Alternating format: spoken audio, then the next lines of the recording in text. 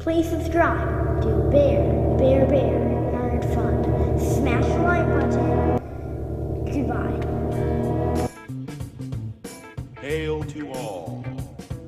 We do not need. Hail to all. Now come on, Hollywood. Stop smelling your own farts. You might get mistaken for arse sniffers. Remember, when you go woke, you go broke. Hail to the Fandom Menace. Hail to the Fandom Menace. This is Bear at Bear Nerd Fun. Coming at you as a tune because apparently there's too many tunes already in Hollywood. And, there are a bunch of cartoons destroying and smashing our mythoses like the tunes in Toontown did. Yeah. So, coming after our movies, one after the other. And we are fortunate to get a good Joker movie. That was, I guess you could say that's a blessing in disguise. Because good movies coming out of Hollywood these days is rare. Unusual. We got Alita Battle Angel. Good movie. We got Wonder Woman. That was a good movie. Characters written good. Sure, some of these movies have some minor flaws here and there, but, movies are going to have that, Humans are involved. Big time. So, well-written stories are, I guess, they're hard to come by these days. With the climate and the way the culture is these days, and their number one agenda, ruin pop culture. Ruin the mythoses. Waddy-talkies and stuff like that, and racist authors that write Star Wars books. Calling fans names because they didn't like something. And blaming fans for their failures. Passing the buck for the failures. And so, when's that going to stop? I would like it to stop. A lot of us would like it to stop. We want good stories. Yeah, good stories. Good heroes' journeys that has all the stages. So, writing good stories, halfway decent actors and actresses, and it's got nothing to do with whether male or female. Nothing to do with it at all. So, we thought we were going to get a good Terminator movie, but we started seeing the signs, the writing on the wall, so to say.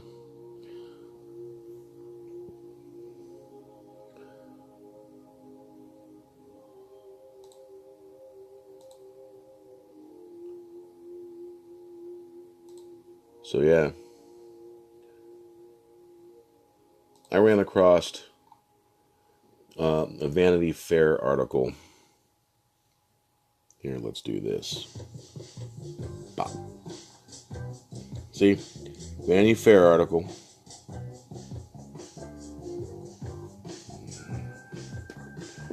There we go.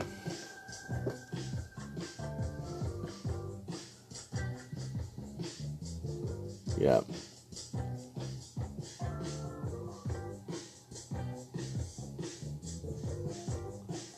So yeah. We're going to check that out here in a minute. Yeah, that background music you hear is from the YouTube studio. The non-attribution type. So you don't have to write down who or what it was that created it.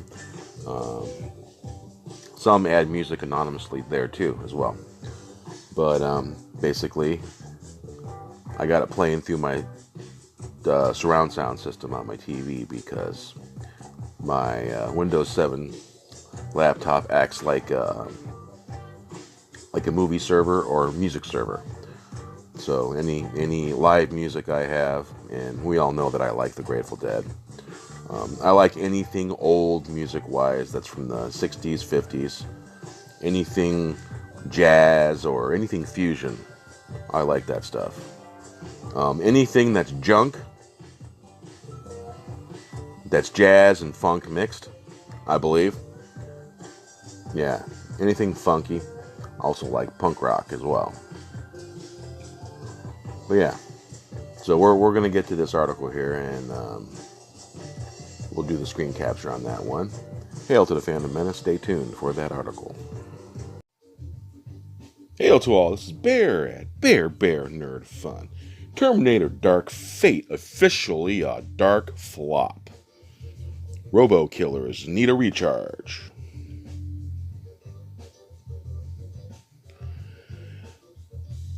I'll be back, he said. Don't bother, ticket buyers replied. Arnold Schwarzenegger, the former bodybuilder and Kennedy's son-in-law, has returned to the well of his once seemingly bottomless popularity and found it getting a little dry. Terminator Dark Fate, a direct sequel to 1991's smash Terminator 2 Judgment Day. Not my sequel. Nope. No, thank you, sir. Not mine. Yep. That asked audience to never mind all the subsequent installations and has underperformed at box office. Rusty, where once was Chrome. The cyborg killing machine has maybe finally met his end. The creaky franchise made $29 million domestically on its opening weekend, according to figures released by its studio, Paramount. Well, at least they are a bit more transparent than Disney. That'll pay for a lot of clothes, boots, motorcycles, but is hardly easy money when you consider its $185 million budget. Note that all my barbs quote the first two Terminator films. That's because those are the only ones anyone remembers. Terminator 3 Rise of the Machines wasn't awful, but it didn't make much of an impact. I kind of liked it. What can I say? After this, Rise of Machines is going to look real good compared to this stuff.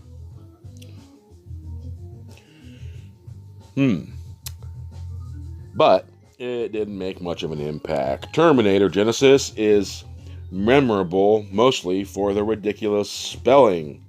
No human being in this timeline has as much to say about the short-lived series. Now, there were some things in Terminator Genesis that I did like. There were some things. There were some moments. The main antagonist of the Terminator movie, the main hero in the beginning. Yeah, talking about John Connor here. I didn't like what they did with John Connor in Genesis. I didn't like that. Not a bit.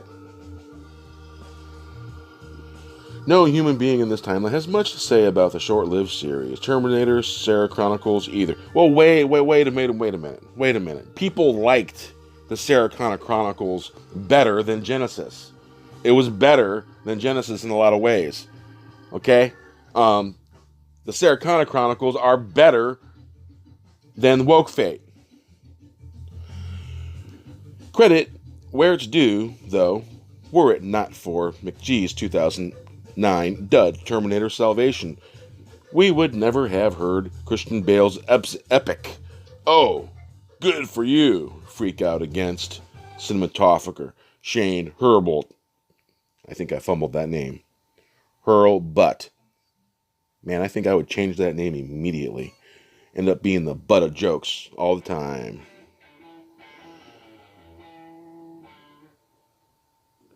That we owe in much gratitude.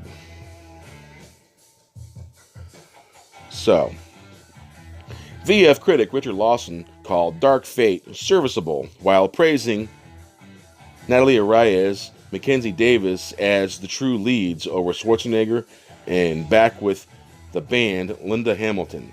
Though it was directed by Deadpool's Tim Miller. Tim Miller. Yeah. You know, chalk eraser. Yeah. Erase all that. Yep. Yeah. Much of its sale pitch was the Oceanic Explorer and King of the Worlds, James Cameron. Known as the man who created pink. Well, not pink. Sure, he created something pink, but created blue kitty cats with weird-looking tails. Yeah. The resounding meh with which the film has been met hopefully does not bode poorly for forthcoming Avatar sequels. As for Schwarzenegger, something that's rarely commented on is that the guy hasn't really had anything resembling a bona fide hit since he left office in 2011. He made a lot of dunder-headed action movies, but other than 2013's two-hander with Sylvester Stallone, Escape Plan, they've all been lousy. Check out Escape Plan if you missed it. It's not a masterpiece, but it is far better than the work that flanked it, like Sabotage and Expendable 2. Alright, man, you're a hack. If you think Expendable 2 wasn't good, you're a freaking hack. You're a complete, total hack. Your opinion is unworthy because Expendables 2 was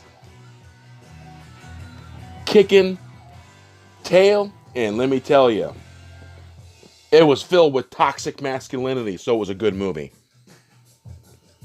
Yeah. Arnold even attempted to make the pivot to indies with the dark, moody zombie picture, Maggie, in 2015. Hey, Maggie was actually a pretty decent movie. If you got a heart and got a soul, man, it reached you right there. It looked decent on paper, but just didn't come together. Hey, their heart was in the place when they made that movie. That was yeah. If you got kids, you got a daughter, yeah, man, that'll get you. Clearly, he has only two options. One, a return to broad comedy, Nursery School Cop, or Senate Run. Well, I'm telling you. Yeah, Wayfair, HWD is this story. Yeah, and he's got the first part right. Ticket buyers replied, don't bother. Hail to the Fandom Menace. Now come on, Hollywood. Stop smelling your own farts. You might get mistaken for arse sniffers. Remember, when you go woke, you go broke. Please subscribe to Bear Nerd Fun. Smash the like button. Goodbye.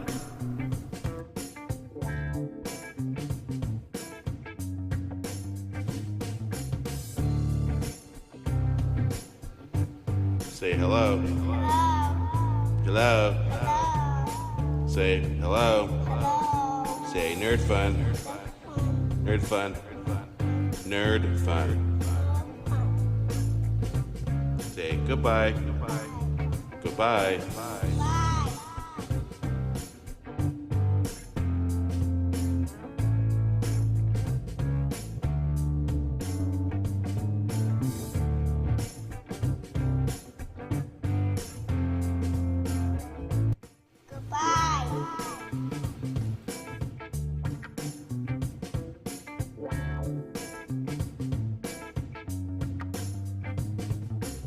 Hail.